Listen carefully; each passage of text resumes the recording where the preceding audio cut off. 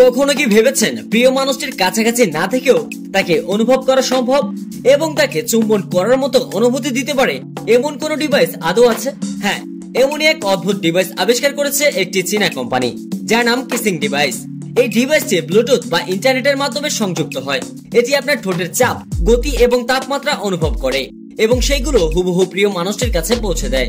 সাধারণত এই যন্ত্রটি চুমুর শব্দ রেকর্ড করে এবং রিপ্লে করে এবং চুম্বনের সময় সিলিকন ঠোঁট কিছুটা গরম হয়, যাতে চুমুর অভিজ্ঞতাটি আরো বাস্তব হয়। কিসিং যন্ত্রটি একটি মোবাইল ফোনের সঙ্গে যুক্ত করতে হয়। এটি ব্যবহার করতে হলে স্মার্টফোনে একটি অ্যাপ ডাউনলোড করতে হবে। প্রতিষ্ঠানটি আরো জানিয়েছে, ব্যবহারকারীরা একটি সহগামী অ্যাপের মাধ্যমে জমা দেওয়া চুম্বন ডেটা ডাউনলোড করতে পারবে।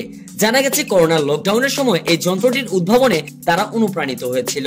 ওই সময় চীনা কর্তৃপক্ষ বাসিন্দাদের তাদের অ্যাপার্টমেন্ট ছেড়ে বাইরে বের হতে নিষেধ করেছিল। উদ্ভাবক জাও জিয়ানবো বলেছেন, আমি তখন একজনের সঙ্গে সম্পর্কে ছিলাম, কিন্তু লকডাউনের কারণে আমি আমার বান্ধবীর সাথে দেখা করতে পারিনি।